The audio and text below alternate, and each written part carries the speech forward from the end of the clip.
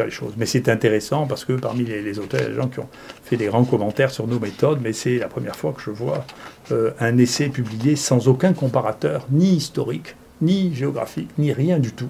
C'est juste dans je ne sais combien de villes dans le monde, on a donné un peu de Remdesivir à des gens qui étaient malades, et avec tout ça, peut-être avec un ghostwriter, c'est-à-dire un auteur ad hoc, a réuni toutes ces données avec très peu de données biologiques pour dire, écoutez, voilà, on a donné du Remdesivir.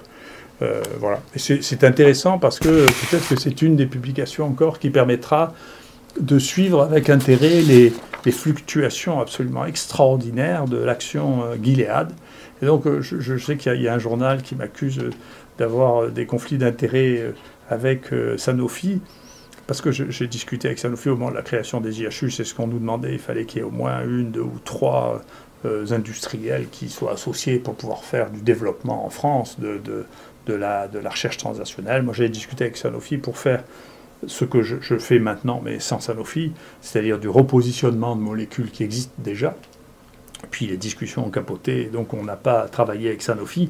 Mais vous voyez, vous regarderez ce truc, si moi je suis le conseiller de Sanofi, je suis un extrêmement mauvais conseiller parce que Sanofi n'arrête pas de perdre de l'argent, alors que les conseillers de Gilead sont des bons conseillers pour Gilead, parce que Gilead a gagné énormément d'argent depuis le début du Covid, bien que le cours de l'action soit modulé par le fait que l'on communique sur le fait qu'il y ait des traitements alternatifs pour la chloroquine, ou que l'OMS décide que le Remdesivir est le grand traitement, on voit l'action monter.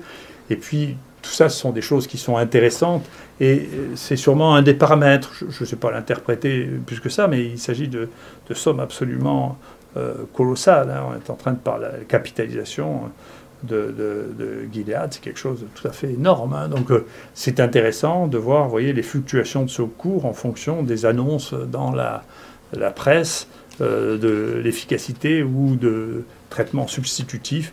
Et donc, vous voyez que si j'étais encore un conseiller caché de Sanofi, je leur conseille de me foutre dehors parce que, franchement, ils perdent d'argent, ils ont perdu 20% de la valeur de leur action depuis le début de cette action. Donc, ce que je savais, je ne suis pas un très bon conseiller financier.